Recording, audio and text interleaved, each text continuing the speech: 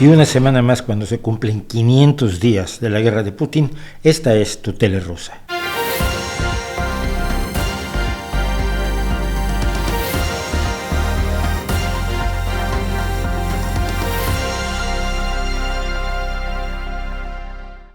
Como siempre, quiero recordarles que los fragmentos de tu tele rusa son selecciones de la selección que a su vez hace Julia Davis, reportera de The Daily Beast, que desde que empezó la guerra está haciendo tu tele rusa. Ya ve la tele rusa para que no la tengas que ver tú, y hace algunas selecciones sobre los más importantes o relevantes actos de propaganda descarada que probablemente es importante que conozcamos, sobre todo cuando aquí, en otros lados recibimos informes de periodistas que están en el frente, periodistas de ideologías muy distintas, de puntos de vista muy distintos, que independientemente nos están informando de lo que pasa. Pero en Rusia solo hay esto.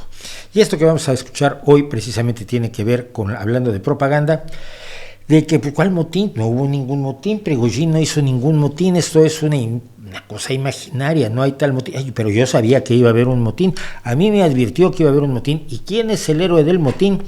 Pues que más vale que sea Vladimir Putin. Y finalmente, bueno, lo de siempre, vamos a destruir con armas nucleares a la totalidad de la ciudad de Kiev, si no es que a Ucrania completa.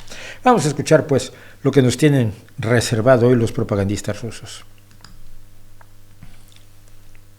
El presidente de Bielorrusia, Lukashenko, salvó a Rusia en su estado actual, punto, porque actuó como el negociante clave. E inmediatamente aparece uno de los presentadores, que es Andrei Sidorov, que dice, ¿salvó? Sí, y lo miran como, bueno, al menos llevó a cabo negociaciones, ayudó a resolver la crisis, vale, hizo una aportación significativa para la resolución de la crisis. ¿Cuál es el problema? Que evidentemente durante estas semanas la televisión rusa ha elevado la calidad de héroe a Lukashenko, el presidente de Bielorrusia, que era un títere, o ha sido tradicionalmente desde los años 90, un títere de Putin y el último dictador europeo, y les parece mal que se haya exaltado a Lukashenko, sobre todo porque la semana anterior, hace una semana, cuando acababa de ocurrir el motín de Prigozhin, el máximo propagandista de la televisión rusa, y aquí lo tuvimos, pero lo repetimos, dijo esto. Alguna vez ayudamos a Alexander Grigorievich, que es Lukashenko. Hoy, sin duda alguna, Alexander Grigorievich se ganó el título de héroe de Rusia, porque consiguió hacer lo más importante: no permitir el derramamiento de sangre. No se derramó sangre rusa en ninguno de los dos bandos. Lo primero es que a Vladimir Putin nadie lo ha nombrado héroe de Rusia, y supuestamente sería a él a quien le debería tocar primero que nada este maravilloso título.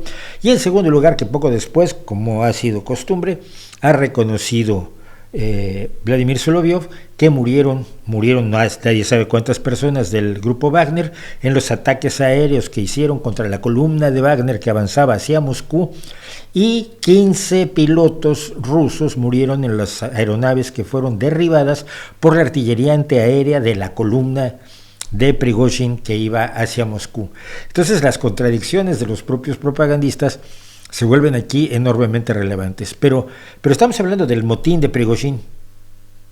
¿Cuál motín? No, hombre, no hubo ningún motín. Algunos dicen que el gobierno no debería negociar, que tiene que aplicar presión. Los sistemas fuertes aplican presión, los débiles negocian, pero yo no estoy de acuerdo. No estoy de acuerdo que Lukashenko fue al Salvador. Creo que Putin fue el salvador aquí. Creo que la gente también actuó como salvadora al rodear a los participantes con un vacío de desaprobación. El héroe es el señor que nos paga el sueldo a todos nosotros. ¿Qué vamos a decir? Respecto a esta situación, algunas personas hablan de un golpe, de un motín. ¿Qué golpe? ¿Qué motín? Yo lo llamo smuta, enfrentamiento, un término puramente ruso. Hablando en general, no hay nada extraordinario en eso. Esto es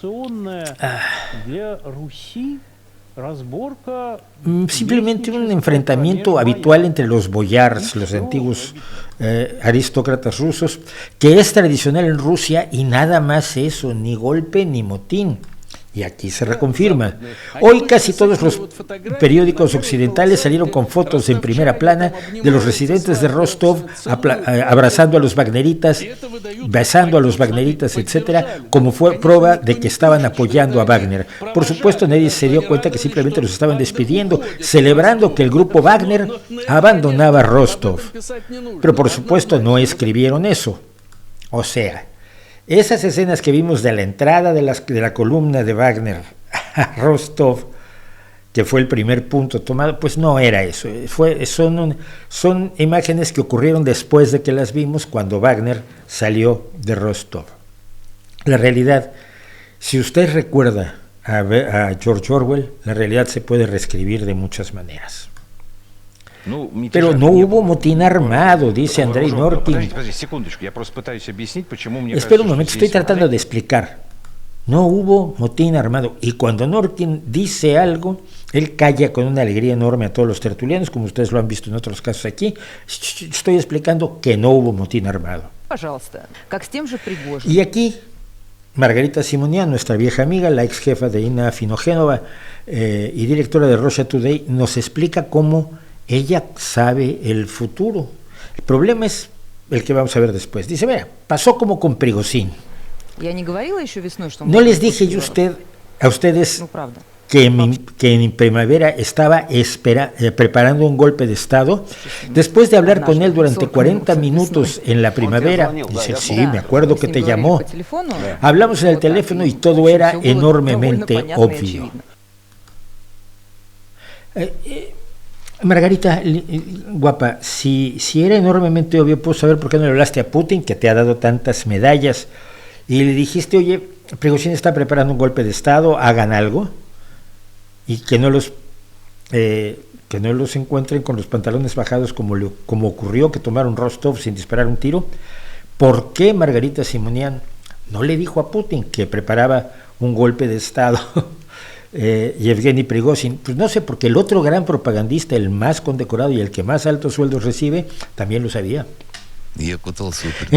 Traté de advertirle en conversaciones privadas, esto es una traición en contra de la madre patria. Traté de advertirle en contra de pensar de este modo. Por supuesto, no puedo decir que estuviera seguro de que habría una marcha sobre Moscú. Nadie podía haberse imaginado eso. Esta es una tragedia terrible. Es la guerra civil. Pero ya sabía que iba a haber un golpe, ya en la marcha sobre Moscú no, pero que se iba a levantar en contra de las altas mandos militares rusos, pues ya lo sabía también Vladimir Solovyov, y tampoco levantó el teléfono y dijo, oye Vladimir, tú que eres nuestro jefe y nuestro amado líder, aquí vas a tener un problema. No.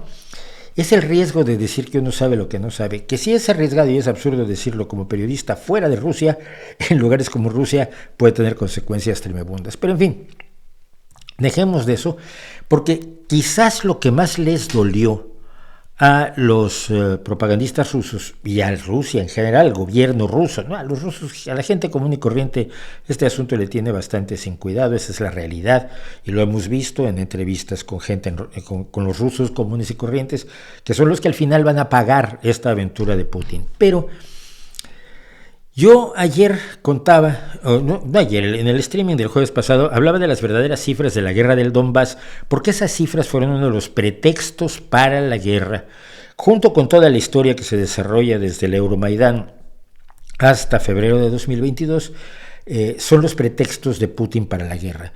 Y estos son hechos que están claramente confirmados y demostrados, no son propaganda ni inventos, y entonces les preocupa mucho que Prigozhin se hiciera eco exactamente de estos hechos que todos conocemos. Prigozhin declara que Donetsk no fue bombardeado y que no había motivo para iniciar la guerra. Pues es que no lo había. ¿Cómo puede ser esto? ¿Qué provocó que Yevgeny dijera algo así? O decir que la desnazificación es innecesaria, porque todo el mundo sabe sobre esta nación lo que tiene que saber. La desnazificación no significa destruir al país, significa destruir a los nazis. Empezó un motín y llevó un ejército contra Moscú. 15 de nuestros pilotos han muerto llevando a cabo sus deberes. O sea que finalmente sí hubo muertos. Pero la preocupación es cómo se atreve a decir que no hubo ese bombardeo de 8 años al Donbass, que no existió, pero que ha sido la propaganda repetida de Putin y que siguen repitiendo algunos que se niegan a ver los hechos y los datos. No es solo Soloviev el que dice esto. Sí, disfrutaron sus duros y precisas afirmaciones, porque confirmaba la mayoría de los argumentos de Occidente, que todos los pretextos de Putin para comenzar la operación militar especial son inventados, como siempre ha dicho Occidente, como dicen los datos. Les dio gusto de que la máscara de la propaganda se hubiera sido arrancada. El halo místico de Putin se había eliminado. Ya no parece un líder fuerte, es vulnerable. Sabes, había algunas coincidencias. Ustedes, el Occidente, dirían algo y de pronto Prigozhin diría lo mismo. Y se podía pensar, ¿realmente era una coincidencia? O quizás no era una coincidencia.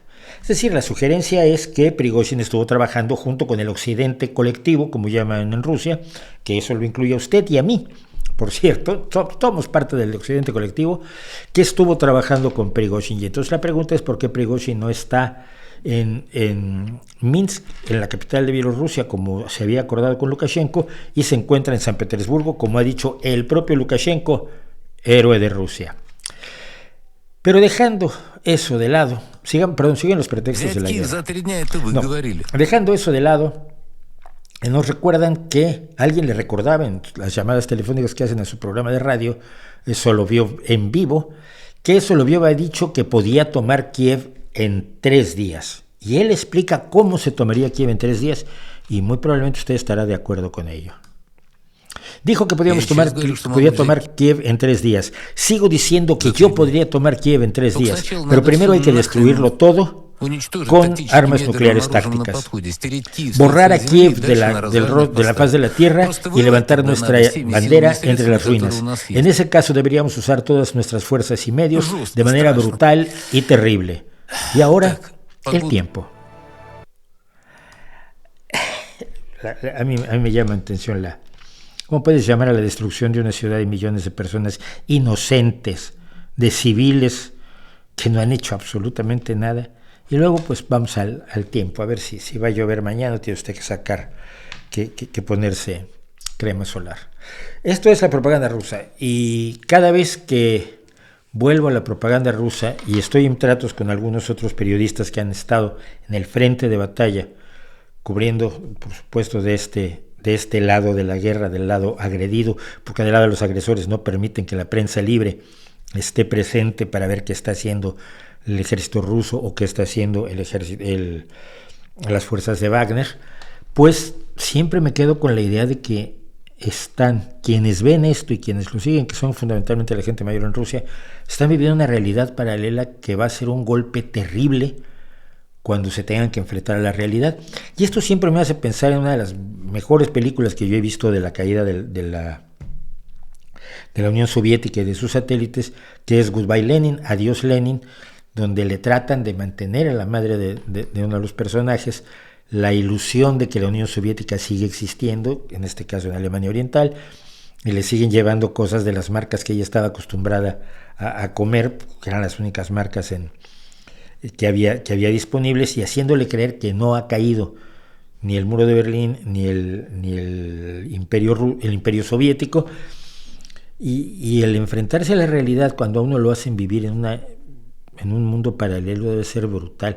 Imagínese usted que un día todos los norcoreanos tengan acceso libre a internet, por ejemplo, que afortunadamente usted lo tiene. Pues esto ha sido su Tele Rusa, y cada semana trataremos de seguir haciendo la Tele Rusa, ojalá y un día, con el fin de la guerra, la recuperación de sus tierras por parte de Ucrania y la rendición del gobierno ruso, no de los rusos que no tienen ninguna culpa, podamos dejar de hacer tu Tele Rusa y podamos hacer algo más sobre la paz. Hasta entonces.